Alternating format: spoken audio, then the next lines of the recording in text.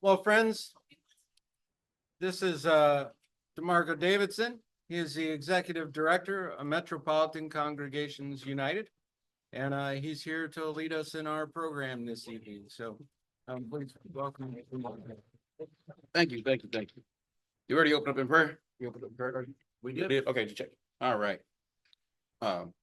And Ms. Ruth, you give me a thumbs up if you can hear me. Right on. All right, we betting 1,000 already.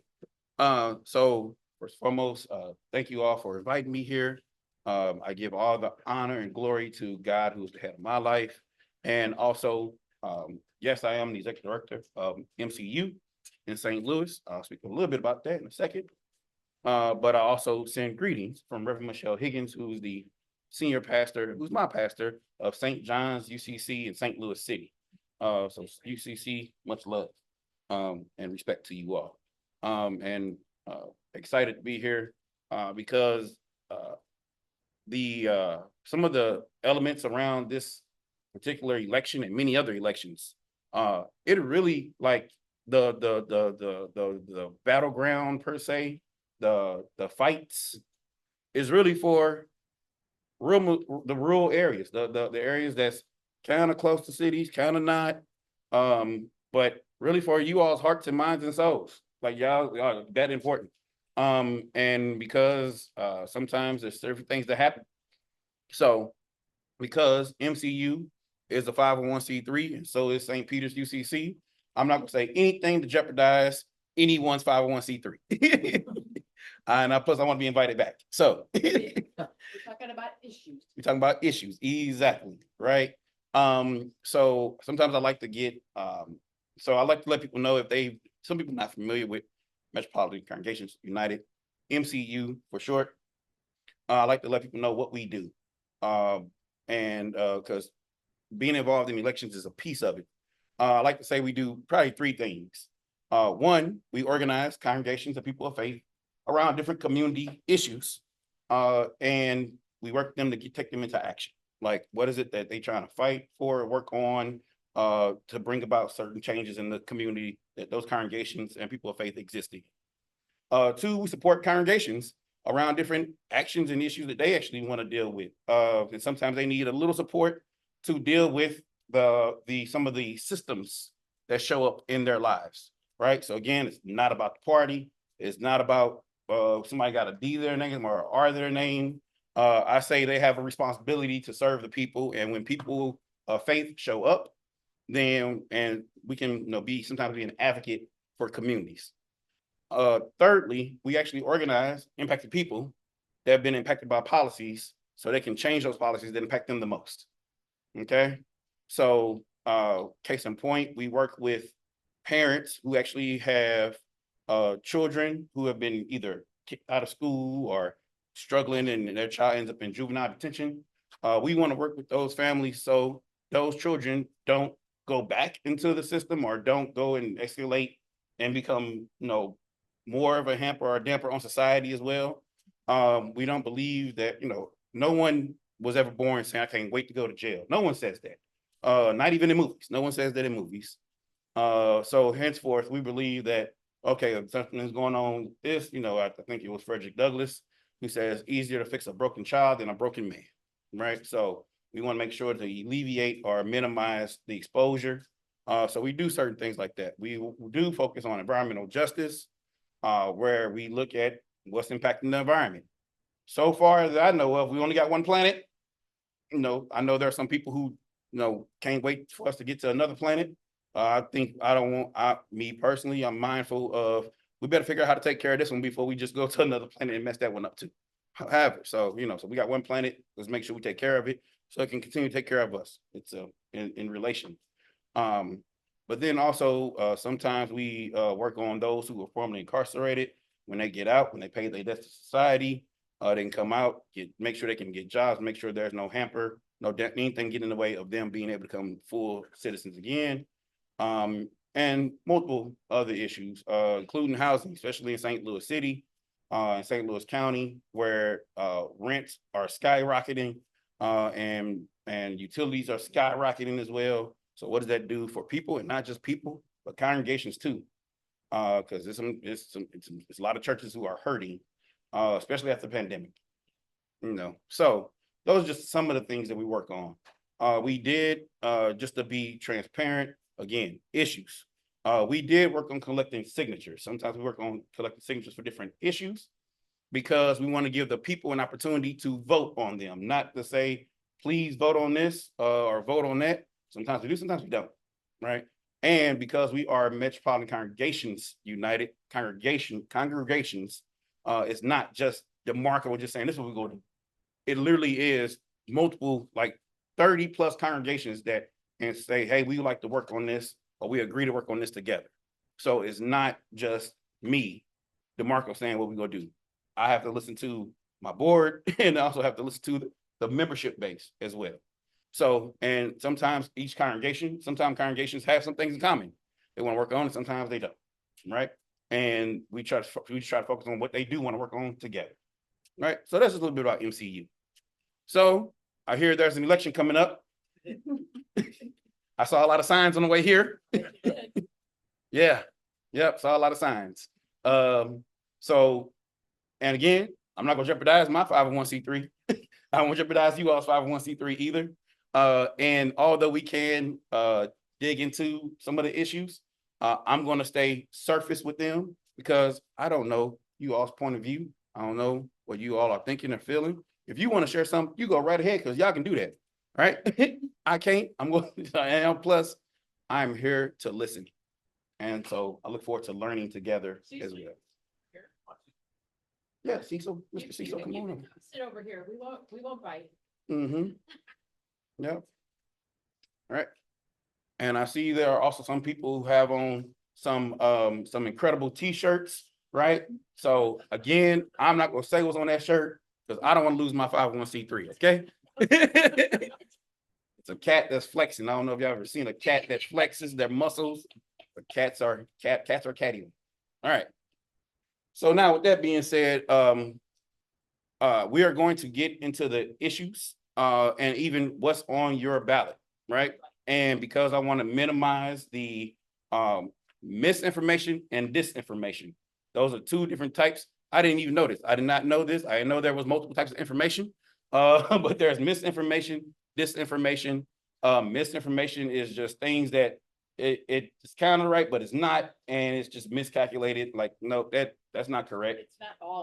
It's not all the information, right? They leaving some things out or whatever. Like, what else is there more to that? Disinformation is intentionally putting out false information, pretending like it's real, right?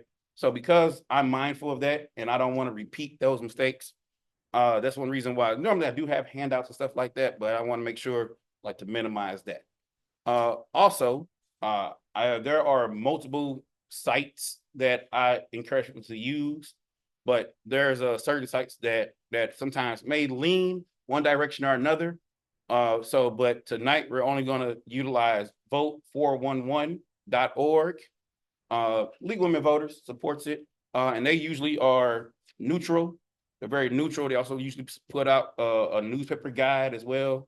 And for those who have cell phones, I'm going to encourage you all to go to vote411.org, and we're going to look up to see what's on your ballot, and we're going to walk through what's on your ballot, right? So that way it won't be any mistakes, but then also you can then support and show others how to do the same thing.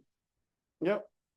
So before we get too far, are there any particular questions or anything that's like really heavy on anybody's like mind or heart when it comes to and again, don't lose my 501c3. Yeah, I'm not gonna don't all right. Is there anything that's really heavy on anybody's mind or heart or anything around the election, politics, or things of that nature in general? There's a couple of the amendments that have gotten a lot of attention, but I know there's more that Yes. I don't know. Yep. Okay. And also judges. Yes. Judges. Okay. More of an informational question. When you're cruising the internet, reading, and I go to several different websites, Yes. and you want to fact check. Yes. Yes. I mean, I often go to PolitiFact. Is that a good one, a bad one, or is there something? that Yep. you would We'll recommend? get into that as well. Good. All right. Okay. And can we hear Miss Ruth? I think we got speakers here. Yep. Yep. So Miss Ruth, just either type in or just say, hey, and let us know. Let us know. I think she might be on mute, but okay. All right. All right. As we get started, also sometimes I like to do like just a ground level set. Because if any of you all were like me, I grew up in not necessarily a political home. But not only that, I grew up in an area in St. Louis that was unincorporated. So we didn't talk about mayors and all the people and stuff like that. I didn't grow up knowing that. I'm ashamed to say, I didn't know there were two St. Louis's until I was 27 years old. Like I didn't know there was a St. Louis City, St. Louis County with two governing bodies. Like I didn't know that. Right. But I learned a lot, in that short amount of time. Real fast, who feel like they have a pretty solid definition of politics? Definition? Yeah. Tell me, what is it? And there's no wrong answer, by the way. There's no wrong answer. How we organize society? Being an American citizen? Mm-hmm. Government, organized government? Yep. Anybody else? Anything different? Okay. All right. So one of the definitions, we just shared multiple definitions. One of the definitions I like to say is resources. Who get the resources, when they get them, how they get them, why they get them. Resources. And one of the challenges about politics is that sometimes it seems so lofty, especially now as I'm looking around the room. I feel like I'm probably the part of the last generation that actually has civics in school. Yeah, right. Like I'm probably the last generation that actually has some civics, right? They don't teach civics in school anymore. And most people get their news or their civics from TikTok or Comedy Central, or maybe CNN or Fox News, something like that, right? So a couple things. Cable entertainment news, like anytime where there's a news station that's on a cable channel, that's cable entertainment news. I actually research it, but I always encourage people to research it themselves because I do not have the power to go against any cable news network, and they provide cable entertainment news. So I don't have a negative thing to say about cable entertainment news. I let people know that they definitely have sponsors, they definitely have commercials and things of that nature to pay for these things. Also, and I'm speaking about all of them. So again, whichever one you like to, if you know people that like to watch, it doesn't matter. Not only that, and here's how you can tell it's cable entertainment news, because they will present an issue. And then what do they have after that, immediately after the issue? Commercials, and then what else? Sometimes disclaimer, round table. And joining us today for this discussion, they have people sharing their opinions. That's when it's no longer news now. Now it's entertainment. So that's one thing that, we talking about verifying things and looking at the facts. Like we said, just the facts, man. Back from Dragnet, just the facts. They don't present just the facts. They present facts, but then they'll present opinions. And depending on who they have, immediately after sharing the facts might skew how people view what the facts were, because you have people sharing their opinions. That's how you know it's cable entertainment news. And anytime, if you can't see it for free, if you got to pay a monthly subscription via whatever cable satellite, that's cable entertainment news. So again, I'm saying all of them, right? I want to make sure I'm clear, not just beating up on one. No, it's cable entertainment news. So be careful.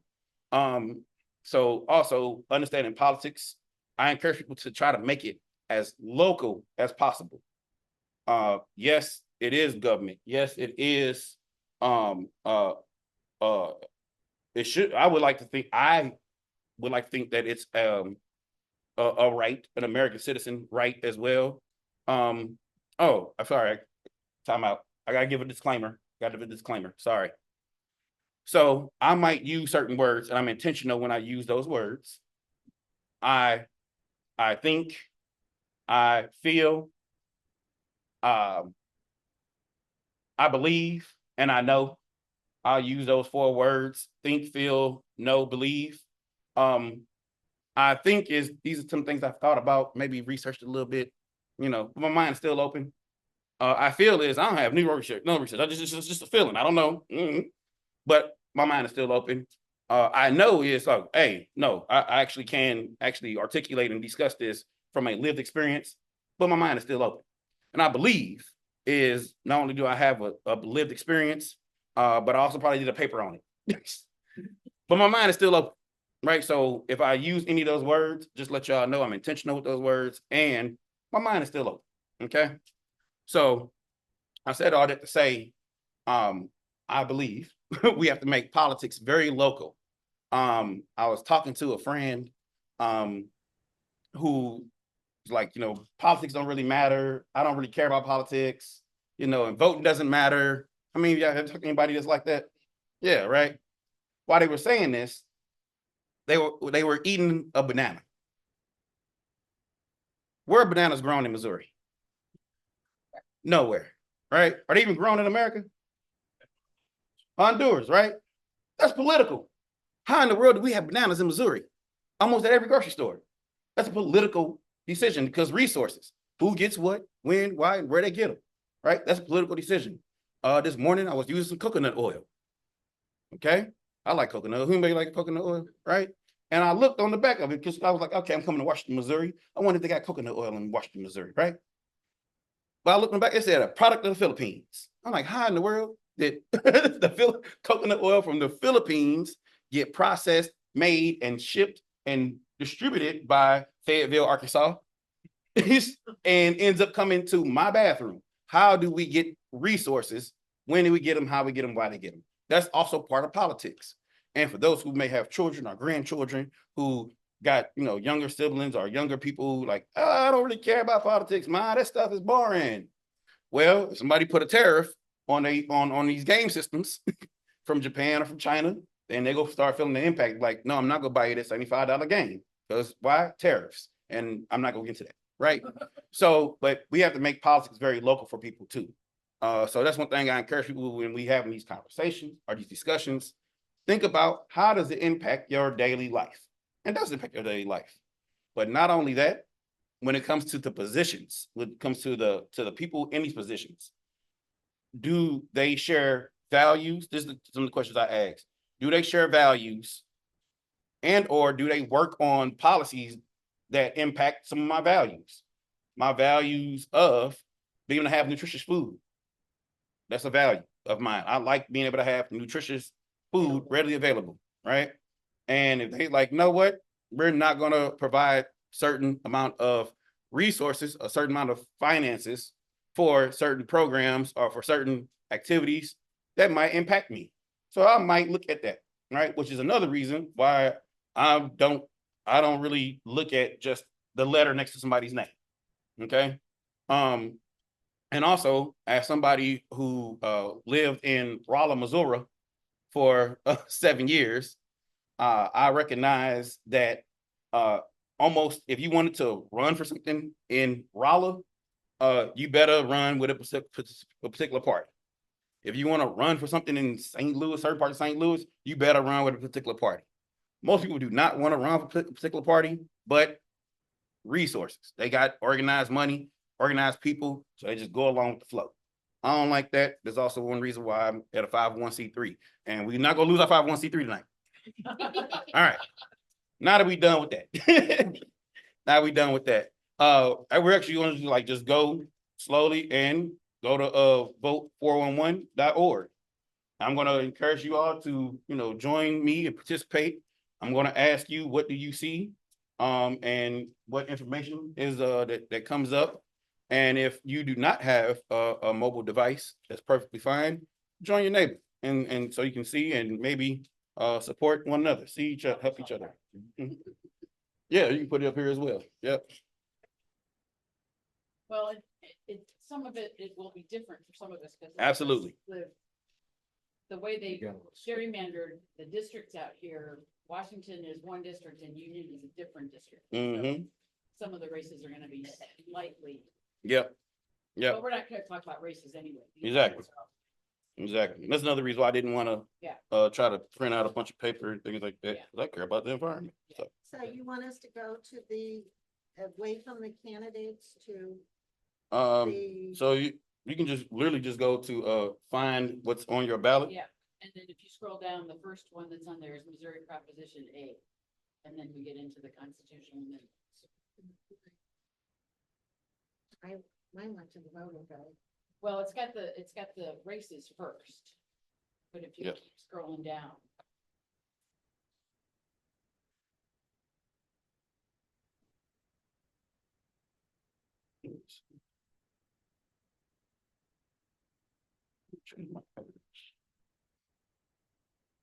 you have to put in an address. Then they'll- Yeah.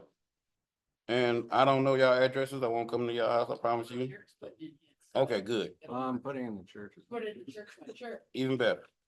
Well, we're not Maine, there we go. Yeah. Address. Yep. That's So- what it's gonna- Mhm. Anybody wants to become a poll worker, there's Yes. this is where you can sign up for that. too. Yeah. And just a quick, segue on that. Poll workers are extremely, extremely important. They're really underrated. There are opportunities to even support people who might be struggling to like get their stuff together. Poll workers can be those people who assist people.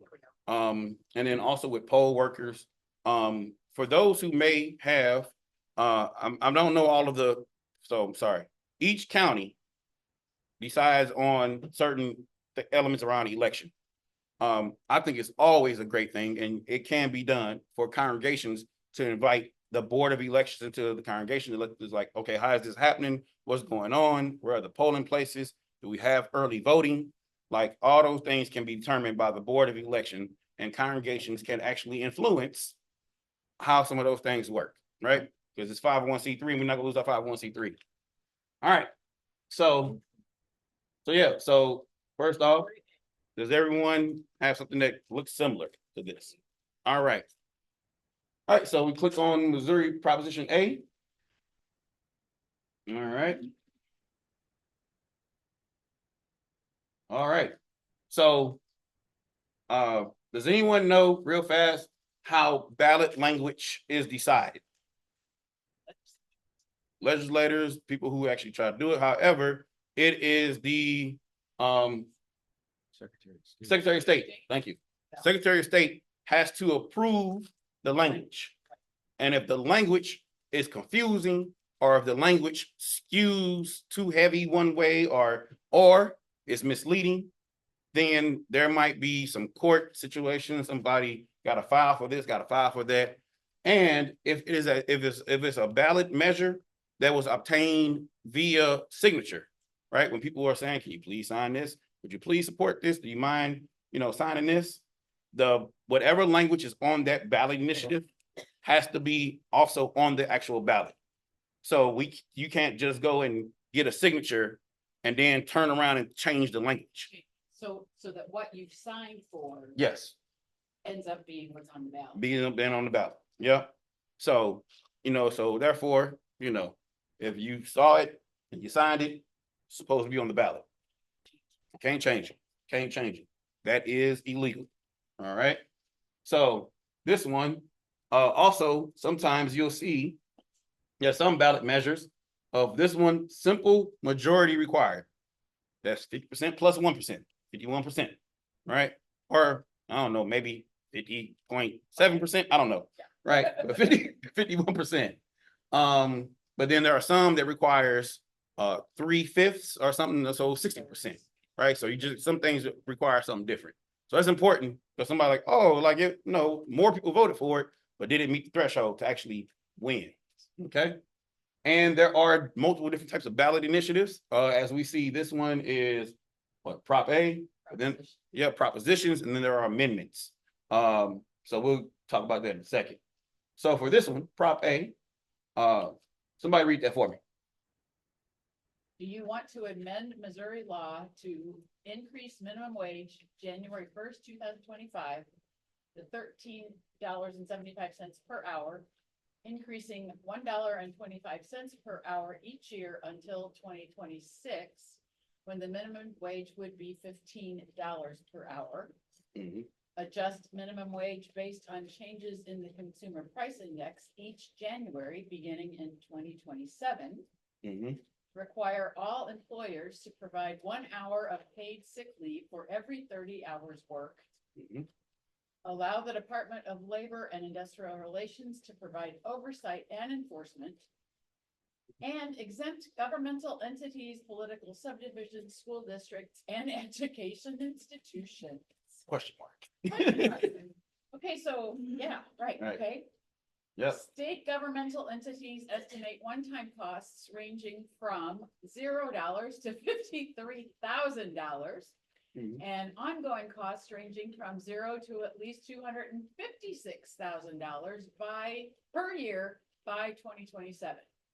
Mhm. State and local government tax revenue could change by an unknown annual amount depending on business decisions. All right. So, that's the ballot wording. The vote 411 does provide a summary Yeah. that should be non-biased or unbiased. It should be unbiased. Okay. There's another reason why I like vote 411, because it doesn't say, well, if you vote for this, things like that, right? So I'm gonna go through this kind of slow, right? Amend Missouri law is different than amending the Missouri Constitution, right? So that's why it's just a proposition and not an amendment, right? But we amending the law. We basically the wording increase minimum wage. That's pretty simple, self-explanatory, to $13.75 per hour, increasing $1.25 per hour each year up to 2026. And then after that, go by the consumer price index. Yep, the consumer price index. So who remembers raising the minimum wage in 2018? Like we raised minimum wage, okay, yep. So those who are working on that realized, oh, wait a minute, the cost of living may continue to go up, but then the minimum wage will stay where it's at. So therefore, we should probably attach this to the consumer price index. The consumer price index. Does anybody, and again, I'm not here to quiz y'all either. Anybody know how minimum wage was established and created? Okay. All right. So the federal minimum wage. Does anybody know what the federal minimum wage is? Yep, $7.25. The federal, right? So the federal minimum wage was established back in the New Deal with Johnson way back when, and basically said the gross domestic product based off if America is doing well, then the citizens of America should do decently well, and we should get paid and basically happy economy. That was the theory. That was one of the theories. Okay, so again, I think that's one of the theories. I think that's one of the theories, right? That's what they thought. But then of course, states start saying, certain states say, hey, wait a minute, we need some more money. And not only that, certain parts of Missouri said, wait a minute, we need a little bit more in some of the other areas of Missouri. But legislators said, nope, we're not doing that. So then people got together, organizations came together and said, we want to raise up the minimum wage for the state, right? And now also that people was like, wait a minute, we can't keep doing this every year. Costs too much. So let's just attach to the consumer price index. So if the cost of living goes up, the minimum wage increases according to the consumer price index for the state. So while the federal minimum wage is supposed to be connected to the gross domestic product, the state is connected to the consumer price index, right? So that's the theory on that. But then also including require all employers to provide 1 hour of paid sick leave for every 30 hours work. Right now there are about and so before I go too fast, I want to make sure this is actually, please research, look it up. Who does the state minimum wage impact? Like, does it impact mom and pop shops who only have a couple employees? Right. It is they don't really share it, but basically, yeah. Less than 500,000. Right. So if somebody's making over $500,000, if a company, a business, a retailer is making more than $500,000, then they are impacted and they got to pay the minimum wage, right? But if they're not making over $500,000, they don't have to worry about the minimum wage. Yep, yes, ma'am. Let me see. I think it's gross. Yeah, yeah. Annual gross income. AGI. Yep. So $500,000 or less, you know, and which is again more family-owned businesses, mom and pop shops, right? Small businesses. I don't know how much, I don't know how much money Wimpy Sandwich Shop is bringing in across the street. I don't know, right? But they might bring in more than $500,000 a year, right? If they bring in over more than 500,000, hey man, pay people. That's the theory behind this. Okay. I recently saw on the news where they had somebody in St. Louis who owned, I guess, or managed a Hallmark card shop. Yes, yeah, and he's like, "Oh, I'm so worried. Like, it's Hallmark. Y'all got a whole TV channel. Y'all have a whole cable news channel, like a whole complex. Like how?" But so it would not impact Hallmark unless it's like I don't know. I don't see how. Yeah, but annual gross income of $500,000 or less does not impact people, right? Does not impact small businesses. So that's one thing that is included. Also, so now to pay sick leave, there are people in Missouri who work for big box companies. When I say big box companies, I'm talking about the Walmarts and other spaces and places like that. And no matter how long they work, how much they work, they don't get paid sick time. And it's not just paid sick time for them personally, it's also if their child gets sick or if their parent gets sick or somebody else, and I gotta have to be able to say, hey, I need to take the time off. I don't want to lose my job. I want to keep working, but I gotta take time off. So that's why that was included, because it connects to that. And then also this is one of the big portions, right? And that's yep. And then also we talk about politics, right? Who's responsible for making these things happen? It's included the Department of Labor and Industrial Relations. Allow the Department of Labor and Industrial Relations to provide oversight and enforcement. And who is part of the Department of Labor and Industrial Relations is usually ran by governor appointees. Okay, like there are some positions you can like apply for and get hired for. Usually the head of those departments are usually appointed by the governor and approved by Missouri's Congress, Missouri state legislators. So again, it's really locally ran. Okay, so I think there's and we'll see a little bit more of that coming up, but that's who is accountable for it. Then also we got every amendment and proposition has to include how much is it going to cost? How much is this going to cost? And some of the ranges are a little wonky, right? Just a bit, right? So sometimes that's another thing, like, okay, how much is it going to really cost? Now, also it's important, I think it's important to know that we also have I think $20 billion in surplus in Missouri. We got money, but do people want to spend it? Do people want to, is it a slippery slope? So those are also some of the questions that you might, when you have certain values, I might want to keep as much money as possible. I don't want to spend no more money. That might be one of your values, right? So again, that's why I encourage people to vote on their values. And some of those things might jump out. It may not. It may not make sense.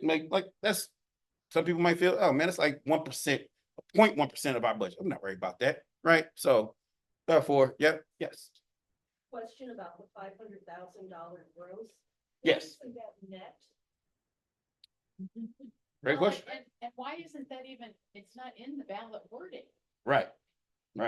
I think that's not good. Doesn't make any sense. If you're talking a mom and pop shop. Yeah. And they have, their overhead is huge. They're bringing in the $500,000. Exactly. But they're spending But it on their rents or their whatever. expenses are a monstrous Yep. amount, and they have very little left, and now they're required to do that. Yep. Well, not to be nitpicky, but I think the key word there is the word income. does not say, that does not say revenue, that does not say. Oh, yeah, In that's other true. words, if your business has a positive income of $500,000, which means you might have a $5 million. That would be the business net. And your Okay, income is would it? 500,000. Would that be the net? Is that right then? Well, Theoretically. yeah, in other words, that is the income. If you're making money. Yeah. $500,000 worth of money, then you gotta participate. Other than that, no. So, Yeah. that's the way I read that. Yeah. Yep, yep. And I'm not an expert in business income, so by all means, please ask your neighborhood accountant. Right? Also, I'm gonna get, okay, all right. Yep, Okay. But that, what you got up there, that Mhm. isn't the entire wording of the. I think it is. yes, yes. So that summary though, is just somebody's thoughts on it. It's not really. And some of what's in the summary is not in the ballot.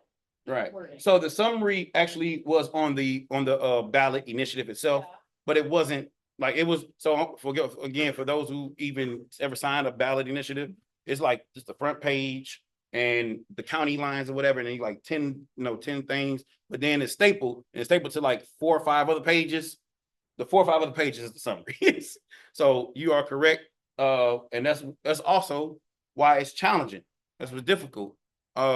To go over and discuss these ballot initiatives sometimes, especially because like I don't remember ballot initiatives being on ballots when I was growing up. Like, so this is still kind of new for a lot of us too. So yeah. Yeah.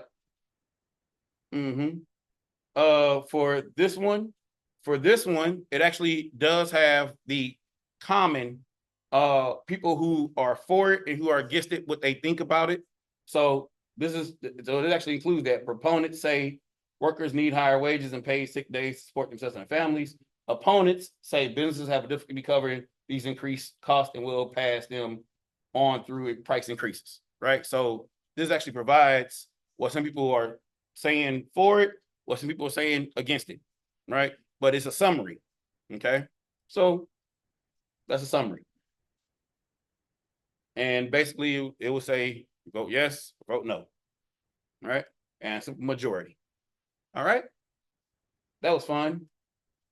The next one I'm gonna go real faster now. Got that one out the way. All right, next. You probably can press the arrow or something. Though. I think, yeah, you have to get back Mhm. to all races. Yep. And there is you scroll up real fast, just a little bit. There's the race 10 out of 29. There's an arrow you can press left, right, or whatever. All right. Constitutional amendment.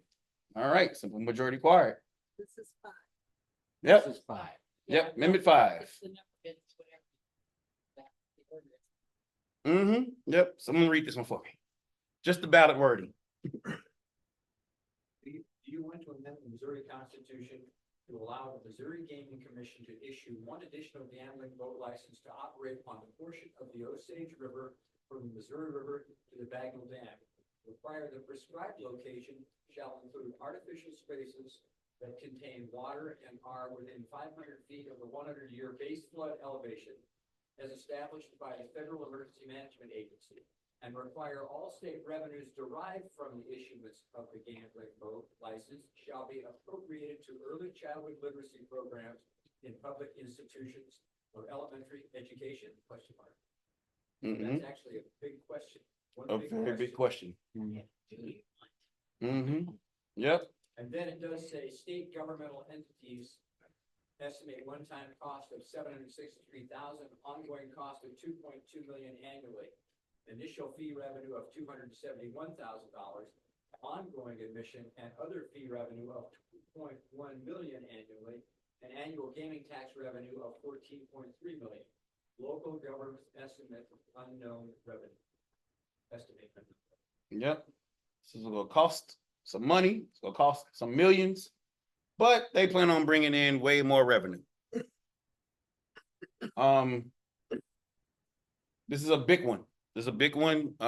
Again, seeing a lot of advertisement for it, and everything always says when we see things like this in general, they often tie and connect the very last one before the question mark. Early childhood literacy programs in public institutions of elementary education. Require that all state revenues derived from Mm-hmm. Yep. So, how that happened that one last year. Jeannie, Well, sorry. I think the reason why that is in there mhm, is simply because in the past, it was diverted away from education, even though they said that. So putting it in the amendment is to make it part of the law, yep, so that it will have to. it have to. Yeah. Because right now, according to our Missouri laws, anything from the lottery, from other gambling elements, does not, it is a, and it can go, or should go, could go, like, it's very loose language. This one is saying, nope, it has to go. To early childhood literacy programs and public institutions of elementary education.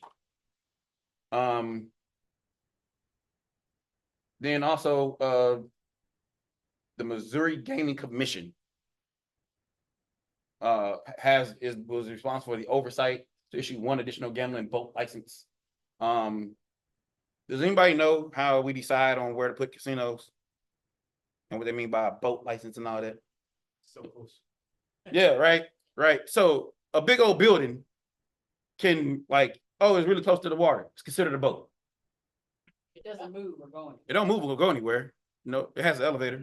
No, like I didn't make that rule. I didn't make the rule. I don't understand that either. I don't understand. I wasn't there when they made it, right? But this is why they're saying, and that's why I also require the prescribed location shall include artificial spaces that contain water and are within 500 feet.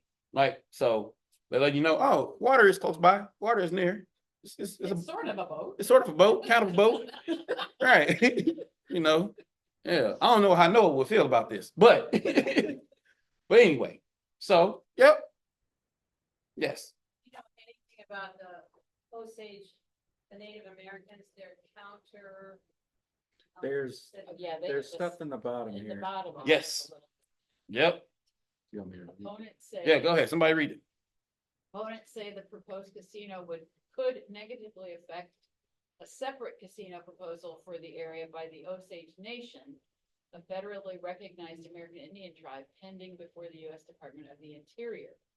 The tribe argues that the use of the name Osage in the amendment is deceptive because it incorrectly suggests that the Osage Nation is involved in this proposal. Opponents also say that revenues generated would not increase education funding significantly. Yep. So, And so the other proposal doesn't come to the Missouri, to voters. The Osage Nation one goes to the federal. Department of Interior and they Oh, yeah, they yeah. make the decision. Mm-hmm. Okay. Yep. Yep. Excellent questions. And it's tough. Yes.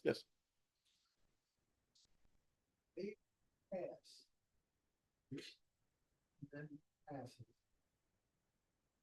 Are they gonna cut what the Missouri government gives the schools now?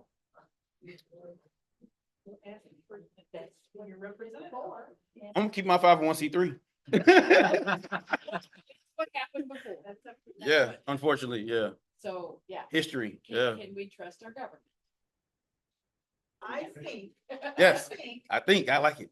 that when you look at the numbers, Mm-hmm. the revenue that's gonna be generated, I mean, you've gotta divide that by how many school districts. Yeah. In the state of Missouri. Yes. Mm-hmm. Is it really gonna make an impact on the school district? I don't know. Right. And, And Oh, it's yeah. specifically early childhood literacy programs. yeah, I mean, it's not just going into the public school. right. Public schools, it's Early childhood literacy. I don't know what age group is early childhood either. I don't know. But under kindergarten. right? Okay, pre-K, and some places do have like pre-K now as well. Does it say, it says public institutions still? Yeah, public Yeah. institutions of elementary education. Mm-hmm. Which could include public schools, charter schools as well. But maybe if they do this, and this will pass, I got you next. the ideal might be that Missouri could go and use that money for an education, educational growth within this. Yep. Could be, could be, yes. Oh, I think I'm just kind of saying the same thing he was saying, that, well, you know, like, the argument that this won't go to the schools anymore, anyway, is kind of giving up completely on your government. Because, you know, at that point, there's no point in passing anything if you are so convinced that, you know, that nothing you do will actually help. Mm-hmm. So if you believe that, and this is at least a statement of where you want the Mhm. money to go. Yep. And a statement that would be strong, you know, for anybody actually listening to the, you know, what people are looking for. Mm-hmm. And then the other was, you know, up to people to fight for the schools to get the money that they deserve. I mean, Yep. it's a different issue, actually. Well, Yep. and it doesn't say that it would, it would not be additional money going to literacy programs, because I think that's what happened before with the lottery. Was that, sure, the lottery money went to education, but then the legislature just promptly cleared out. Mm-hmm. I mean, it. Oh, y'all it getting this wasn't- it money. wasn't- Let's it not wasn't spend that anymore. additional money. Mm-hmm. They just took it out of the budget and, yeah. Yeah. Yep. So which ended up yeah, being like a net absolutely. zero almost, right? Right, yeah. Yeah. It wasn't new money going to a specific program. Mm-hmm. Yep. And by the way, as a 501c3, you can invite your state rep, your state senators, invite them in and say, hey, we got some questions. You can do that as a 501c3. Okay. You can do that. That's legal. Right. So you can actually invite them in and ask them questions, ask them, hey, what does it take? What will it take? Are you going? And you can even ask them, will you commit to not removing certain amount of money? You can ask them those questions, right? So, yep. Good luck. Good luck on that one. Good luck. Good luck. All right. On to the next one. Yes, on to the next one. Doing well. All right. Yep. 11. What's number 11? 6. All right. Another super majority. All right. Ooh. All right. Ooh. Law enforcement. We got any past law enforcement folks? Anybody related to? My brother's a police officer. So, all right. Got some law enforcement families. All right. Someone like to read that for us? State of Missouri Constitution be amended to provide that the administration of justice shall include the levying of costs and fees to support salaries and benefits for certain current and former law enforcement personnel. State and local government entities estimate an unknown fiscal impact. I don't know what this just said. We want to give them a rate, but we can't tell you how much. Yeah. That's what it, right? So, I mean, that's what it says. so just like we, the people, can work really hard and spend multiple $1 million to get someone on the ballot with the ballot initiative, so can the legislators. Although they're supposed to legislate throughout the year. So I'm not talking bad about them, but they also can create ballot initiatives. Henceforth, this amendment placed on the ballot by the Missouri legislator would allow the legislator to charge fees on court cases to help support benefits and salaries for current and former county sheriffs and prosecuting attorneys and current and former St. Louis circuit attorneys. So prosecuting attorney, circuit attorney, same thing, different name in different place. Different place. Yep. Our proponents say the revenue generated from court fees would fund robust pensions for sheriffs and law enforcement personnel. Opponents say it will create, opponents, right? People against it say it would create a set of incentives tying pensions to the volume of arrests and persecutions. Yeah. You want to raise? You better raise the number of people you prosecute. That's what people are the opponents saying, not me. That's what the opponents are saying. All right. Opponents say, they also point out that the Missouri Supreme Court in 2020 struck down a previous $3 fee that was charged on every court case in the state to fund the sheriff's retirement system, determining that it was an unconstitutional sale of justice.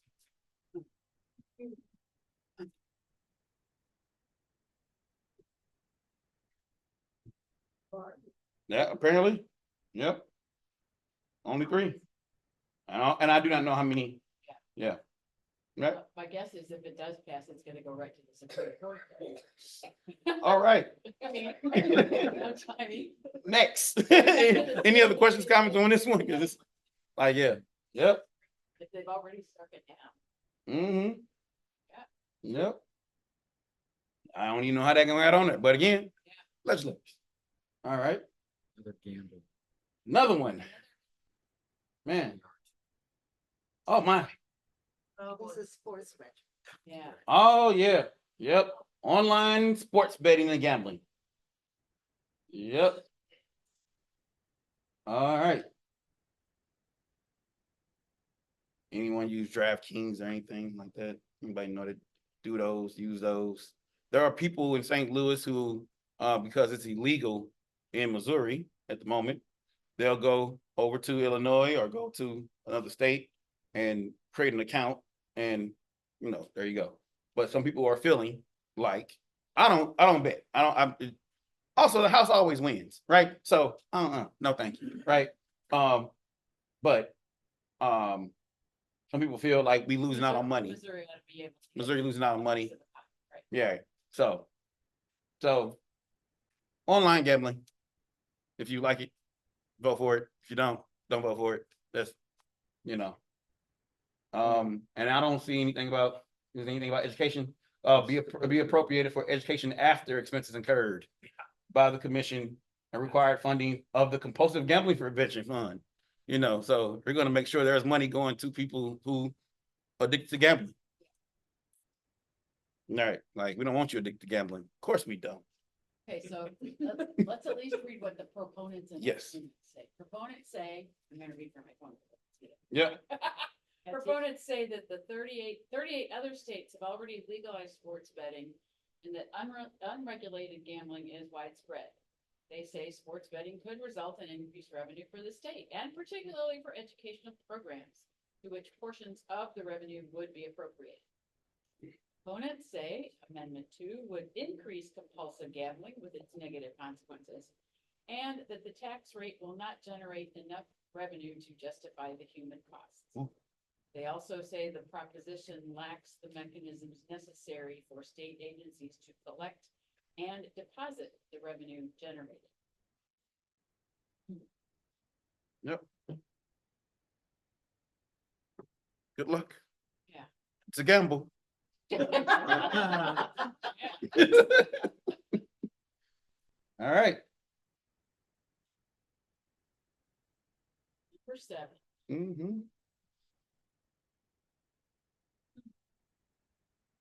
All right, simple majority again. All right. All right. So Constitution be amended to make the Constitution consistent with state law by only allowing citizens of the United States to vote. Prohibit the ranking of candidates by limiting voters to a single vote per candidate or issue, and require the plurality winner of a political party primary to be the single candidate at a general election. State and local governmental entities estimate no cost or savings. nope. So, should I keep reading? All right. So is anyone familiar with the concept of ranked choice voting? All right. Anybody care to try to explain it? I can explain. Yes. Okay. If you have candidates, they would any candidate for a particular position Mm-hmm. would be all on the same ballot. Mm-hmm. You would vote for them and you would rank them. Mm-hmm. Your first choice, your second choice, your third choice, your fourth choice, independent of whether or not they were one party or the other. Mm-hmm. So it would be possible that 2 candidates that were Democrats might end up the top 2 or the top 3 or 4. And it would depend on how many went into the next level of, Mm-hmm. this is, so people who like this think it helps to make it more likely that candidates that with more moderate views be able to get into the system at least. Yeah. So, And like third-party candidates. and too. third-party candidates might have a chance of actually getting on the ballot. Yep, yep. So, And there's states that have used Yep. it. yep, some states use it. Sometimes certain municipalities, very localized, sometimes use it. So, it sounds a little foreign, to us, because we don't really use it, right? In St. Louis City, not St. Louis County, we just did, I'm sorry, not we, they just did, I don't live in St. Louis City. They established approval voting, right? It's a different form of ranked choice voting. A different form of voting, right? So instead of also primaries, right? The legislators did away with primaries. Yes. With, I'm sorry, yeah, Yes, like, they yeah, did. they did away with Yes, primaries they did. for the presidential election, So right? the parties had to do it on their own. Yep, Yes. yeah. So the legislators did that, not the people, Right. right? So that's also one of the things. So a couple things also, just to point out, I said, remember who's responsible for language? Secretary of State, right? He, she, they have to approve the language. Some people were, I'm providing input on this. Not my opinion, just provide input. Some people didn't like the fact that it basically said, by only allowing citizens of the United States to vote. That's already a thing. That is already, yes, it does not. That's already a need to thing. be repeated. That Right, is it don't, correct. like, so like, well, like, why did you include that in there, right? But sometimes, some legislation, or some ballot measures are adding a few things to catch certain people's attention as well, right? You have to persuade the vote, right? So, and if you don't like how the Secretary of State is doing their job, you can vote them out or replace them, or, or invite them to St. Peter's UCC in Washington, Missouri, and say, hey, are you going to make sure you have fair and impartial ballot language moving forward? So as well, you can do that as a 501c3, you can do that, right? So, and also, again, this says prohibit the ranking of candidates by limiting voters to a single voter. So this is this is a time where a yes is a no and a no is a yes. Yep, I made that face too, right? Talk about confusing language. Yep. So yes is a no, right? So basically, do you want to prohibit ranking choice of candidates? Do you want to prohibit that? Do you not want to allow that? Exactly. Exactly. Yep. So if you're voting yes, you're voting to prohibit. rank- Correct. I do not want ranked choice voting. Yes, I do not want ranked choice voting. Right? No, I want ranked choice voting allowed. Right, but clear as mud. So, and this is why I drove all the way to Washington, so because it's challenging, right? And this, unfortunately, I learned a new word recently. A new phrase: mental calories. Mental calories. We have to burn a lot of mental calories. They call it ballot candy on there. That too. Ballot candy designed to confuse or mislead voters. Right. I'm confused already. Bingo. Yep. I have a question. Yes. Said that St. Louis was using not ranked choice, but another. Approval voting. approval voting. Yep. St. Louis City. Yep. So this ballot, if this went in the Constitution, then St. Louis would not be allowed to do that. anymore? Yeah, it Is that- says it would take away local election control. Okay. Mm-hmm. Yep. So the lone exception The lone exception. would be in St. Louis City with Where could it approval go? voting. Yeah. Because approval voting is different than ranked choice voting. Sort of. Mm-hmm. Yeah. Yep. I know. Crazy. Yep. Yep. Yep. What is require the plurality winner to be the single candidate at a general election? What is that? Oh, yeah. Great question. Plurality, popular vote, like who gets the most? Like, so if it's let me see, let me double check. The prohibiting alternative election systems such as ranked choice voting usage in Important popularity word is the primary political elections party. or one word events. Oh, so if you have, go ahead. The important word is a political party. Yes. Okay, Yes. the important word is a political party. Yeah. So they want the Republicans to be running against the Democrats. Right. They want to keep it two-party system. 'Cause- Oh, well, and that's what prohibiting ranked choice voting does that too. Yep. So basically, if it's like you got 3 Democrats, those 3 Democrats got to fight it out, and then only one of them come out, right? And then we have the whole another election with Democrat, Republican, Green, Libertarian, whatever, Independent, right? So that's also, so or having remaining Republicans got to fight it out, and then one emerges, gonna be only one like Highlander. So, all right. Any other? So good luck. Good luck Yeah. on this one. All right. I think we're getting close to one of the. Ooh, I knew it. Yeah. All right, I'm gonna keep my 501c3. Yep.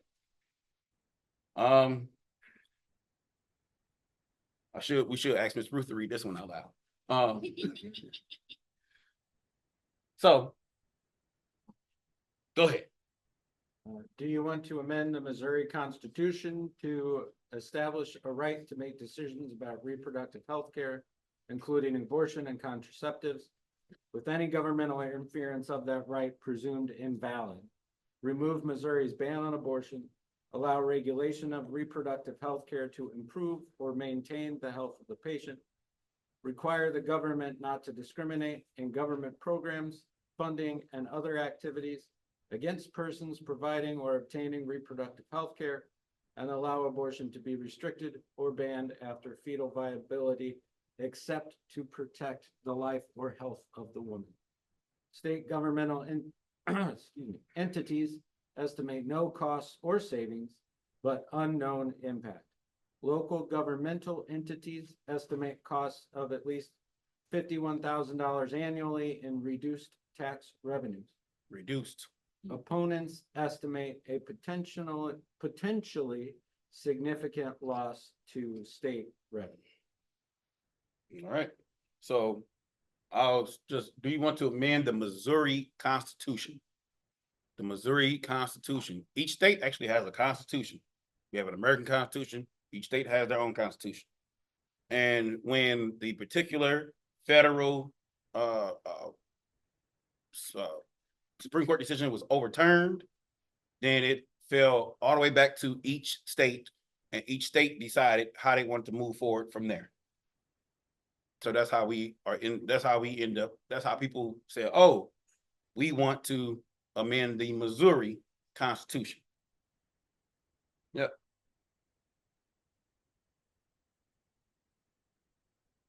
So the increased tax revenues are those Reduced tax revenue. reduced costs? Yeah, reduced. Estimated cost of at least 50,000 in reduced tax revenues. So those are on future births. Or does that start immediately? I have. Reduce tax revenues on what? What is it? Yeah, I don't understand that. Yep. Let's see. We'll see if I can find something in the summary. At least 51. Well, I think state government estimates no costs or savings, Right. but unknown impact. Local governmental entities estimate costs of at least 51,000 annually in reduced tax revenues.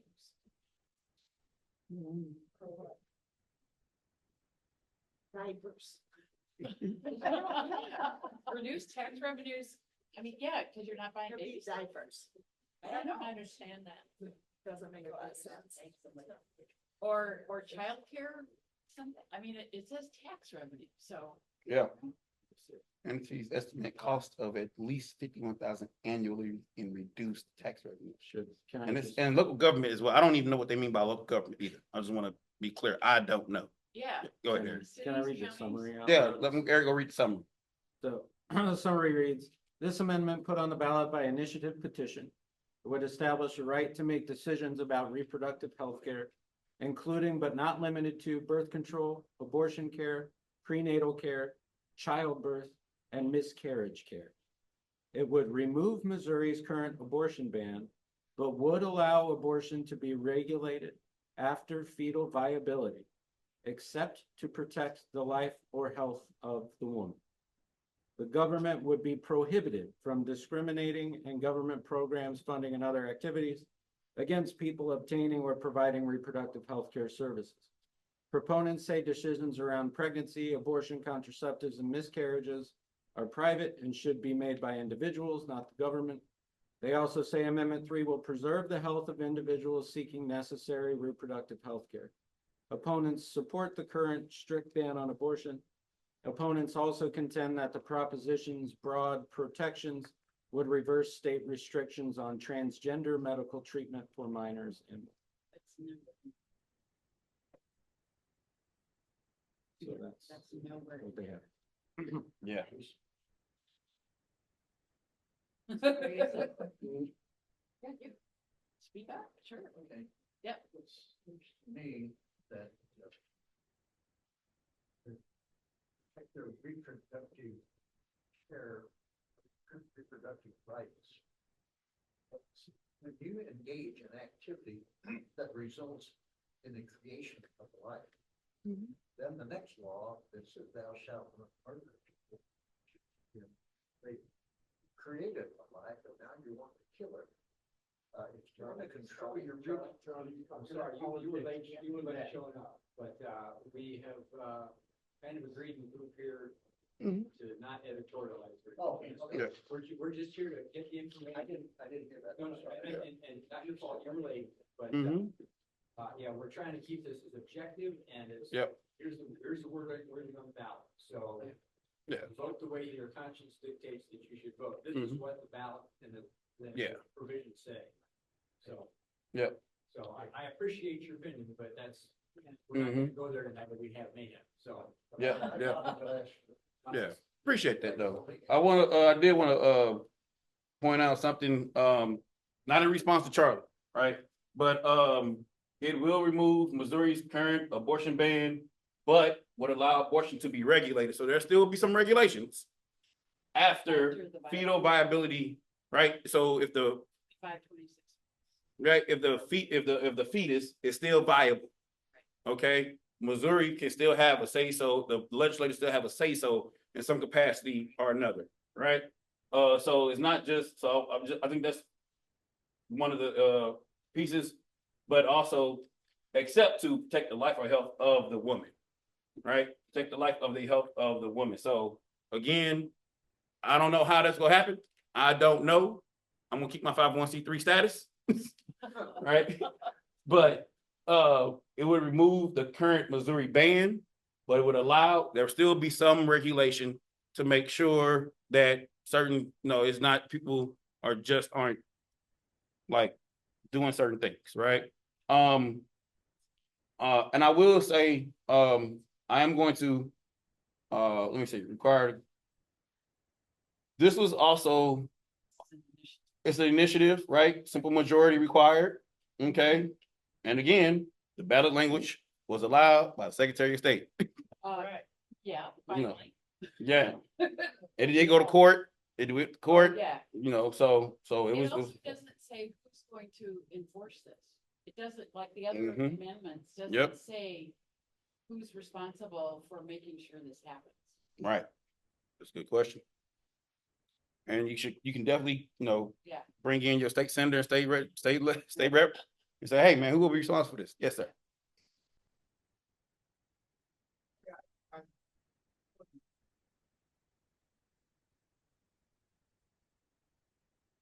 Trying to get the government out of deciding what we do. That's what it boils down to. Some feel that way, some agree with you. But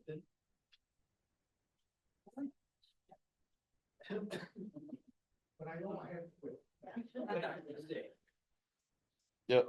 Well, enforcement is a little bit different on this because it is a constitutional amendment.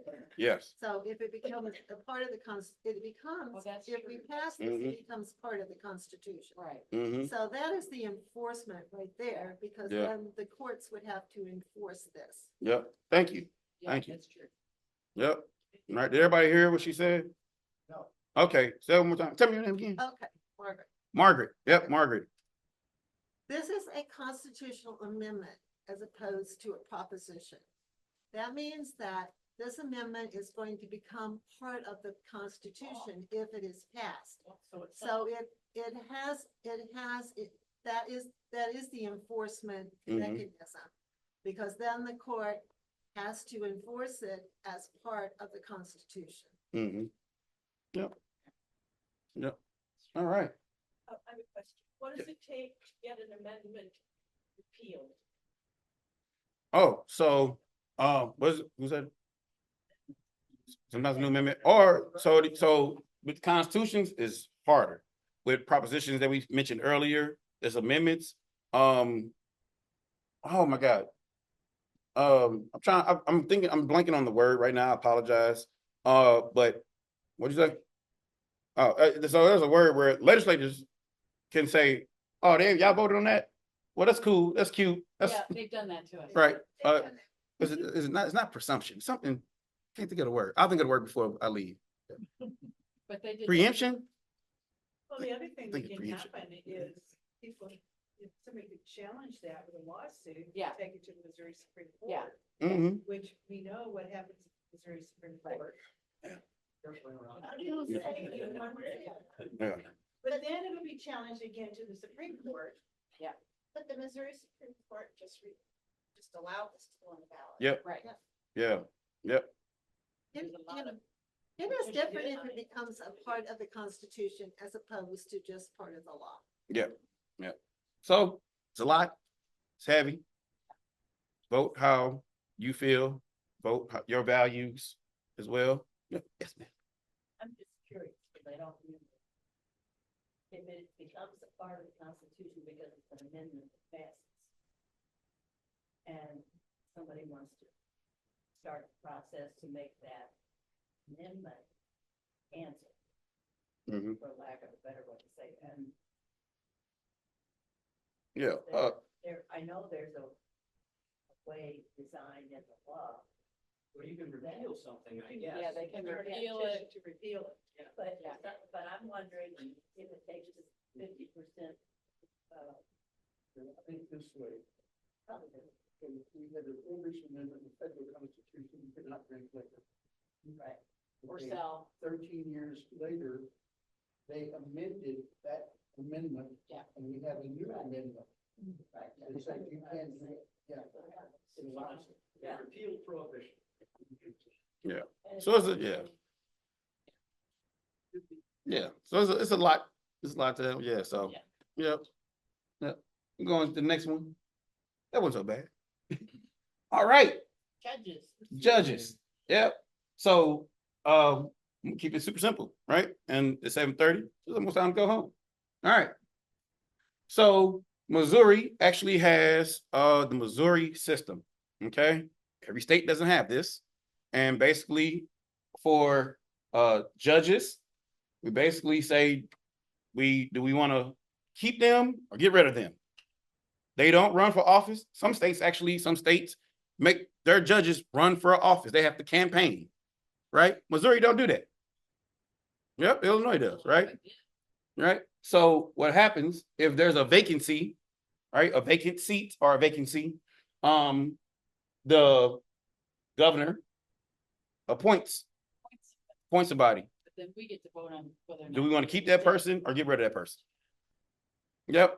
So now, one of the ways, so yourmissouriJudges.org is a really great website. But guess who runs yourjudgesmissouri.org? The judges. The judges. Yeah, And right. majority of the time, I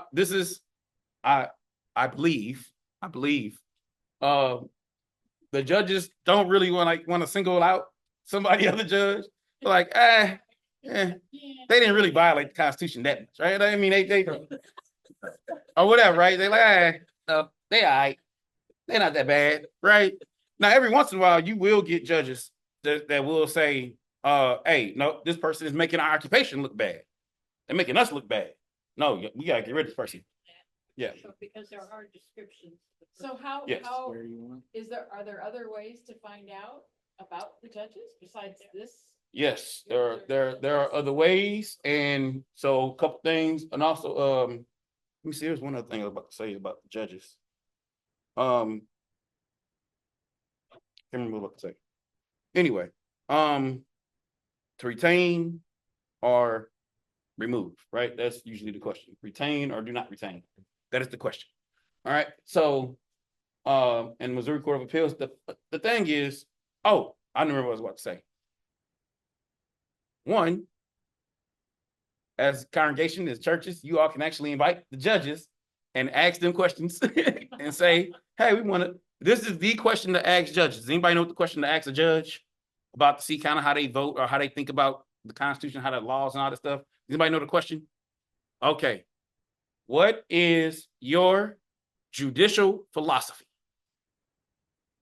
What is your judicial philosophy? That is the question to ask every judge.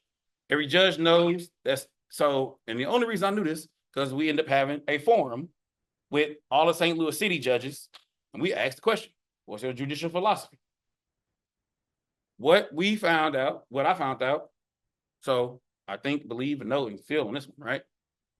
Basically, do you believe, does the judge believe that the Constitution or whatever current laws, or is it like it's a document and that's what it is, that's what it says, that's the way it stays. I'm going to do whatever it takes to protect whatever it says and how it says. While other judges feel like it's a living document, the laws change, times change, people change, rules change. So we got to adjust and adapt with some of the times. We can't be so restrictive to how things used to be per se. So therefore, they have a different judicial philosophy. Subject to interpretation, right? So, and then there are some, like, again, like, so I'm using this as an example, right? Not trying to influence anybody. There was a judge who was like, yo, I think the US Constitution is absolutely perfect. The way it was meant by the forefathers of this country. We should not be changing anything about it. It was great. Greatest document in the world. And then there was another judge, asked the same question. He was like, yeah, some humans were considered 3/5 when the document was created. I think we can do better. Different philosophy. Not saying one is right, not saying one is wrong, right? Different times. So that's the question to ask judges. What is your judicial philosophy? And often, a lot of times, we don't really know that much about the judges unless we've had an encounter with that judge, right? I haven't had to go to the Missouri Court of Appeals anytime. I haven't had that. Yeah, it might be in the news perhaps, right? But sometimes there are certain organizations that do keep track of how judges decide on certain laws or decide on certain verdicts or things like that. And and that leans more into the 50C4 side of the nonprofit world. 501c4, you can actually grade politicians. You can say, hey, this person is great, this person not. These judges, keep this judge, get rid of this judge. 501c4s can do that. Congregations cannot do that. MCU cannot do that. We can't tell you keep a judge or get rid of a judge. We can't do that, right? But there are organizations who do, right? So sometimes I'll connect. Is there an organization you would recommend that we? You know, that's a good question. For these judges. As a 501c3, I can't say that. He think he's slick. He's gonna get me in trouble. Miss Ruth ain't playing around with you, man. Quit it, Eric. All right. Just trying to learn. Yeah. I'll text you. All right, so so there might be, right? And then sometimes people look at, okay, where they get their education from. Was that more of a progressive, a liberal, conservative university, perhaps too? So sometimes people make judges like that too, like make decisions on judges in that way as well. That doesn't mean anything, right? We had all the St. Louis City judges, and half of them were what some consider conservative, constitutionalists, and others were progressives, things like that. So that, it just depends, right? And then, like I said, unless there's somebody in the news, unless they're getting caught in a scandal or something, we don't really know. But Missouri, this is the Missouri system. So it's just a matter of researching. And they usually on the yourmissouriJudges.org, it does provide, sometimes it provides how they voted on different things in certain cases, certain statements they've made about certain cases. So sometimes you can get a feel on what their thinks or what their thoughts were, how they thought and what they think about certain things too. What I encourage people to do, not as a church, but as a group of concerned citizens, is that you can actually, like, if it's certain, however many judges on this ballot, however many on here, actually say, hey, you research this one, you research that one, you research that one, you research this one. We will come together and see if there's anything that jumps out that we need to be concerned about. If not, okay. And that's, you can do that as a group of friends, as a group of concerned voters. You can do that, right? So on this website, just so everybody can see what I did to find certain, hopefully you know, could see Yeah. that. So there's that Your Missouri Judges link that I clicked on. It took me here. But then there's also this court website that you can click on, which doesn't give a lot more information, but does give some things Yeah. like professional memberships, civic and charitable activities, Yeah, awards and honors. So you can have some kind of sense, okay. a little more. Mm-hmm. It's a little bigger picture. So for example, right, let's scroll down, right? He won American Society for Prevention of Cruelty to Animals Award for prosecution of dogfighting cases. I like that. You know, I might keep him around. You know, but I'm gonna like investigate everything else he does, right? But you know, things like that, like, okay. Sounds good to me, you know. So therefore, but that don't mean that he's just the perfect, you know, judge either. Like, shouldn't have dogfighting going on. It's just it's cruelty to animals. Shame on him. Shame on him, right? All right. So yeah. And just more judges, So more judges. it's harder to find information about judges. I mean, that's. Yeah. Yeah. So for example, click on the YourMissouriJudges.org so I can show them real quick. Anybody know Ginger Gooch? No. Okay. All right. Scroll down a little bit more. Keep scrolling. Survey results, right? So, so other judges judge the judge. This is what I mean by, like, the other judges kind of like give or say like how they feel about this judge. Other judges do that too, right? So, and other lawyers as well. So therefore, if there's again, if you don't encounter a judge, you don't really know. But if there might be some attorneys, might be some lawyers who like, hey, this person didn't give me a fair shake. This person didn't give me a chance. This person violated my ability to try this case the way it actually is supposed to be tried. They can provide opinions as well. Which is another reason why I encourage, you know, if it's many judges on here, get with a group of friends and like look at like take one at a time, because it's too much. Consume, you know, a lot of mental calories. All right. There's that. Rights, opinions. Yeah. And they ask good questions, right? Like fairness, impartiality. So this particular judge received a 3.96, right opinions that address the issue raised by both parties fairly. They got 3.96, 1 out of 5. Like on a scale of 1 to 5, they got 3.96, probably a 4, right? They received a 4. Yeah. Like, are they pretty fair when it comes to things? Somebody said, yeah. Somebody said, nah, never. They never fair. Like she got 1. Like one person gave her a 1. Other people gave her a 2, 3, a 4, but 14 people said yes. Yep. So that's judges. I just like to say that, the last time we had judges on the ballot, and I can't remember. Election or 4 years ago or whatever. I did go on these sites. Good. And I wanted more information though about cases and how Yeah. to look at cases. Right. And I never really could. Yeah, it's get hard. around to that. Yep. Yep. So yeah, so it is So challenging. what I do in those states. Yep. So that's what's on your ballot. Anybody feel ready? More ready? Already? All right, wonderful. Thank you. Wonderful. And you know, y'all know how to get to vote411.org now. You all can assist others in the privacy of your own vicinity. You know, don't meet anybody here at church and talk about, you know, how they should vote. But there you go. Yes. Question for you. Yeah. There are other times that you cannot say your political position, and I respect that.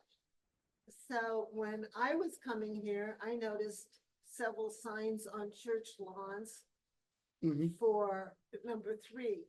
what protects those people from losing their, Oh, yeah, so It's an issue. there's an issue, it's an issue. It's Yep. not a party. Yep, ballot initiatives, churches can actually, Yeah.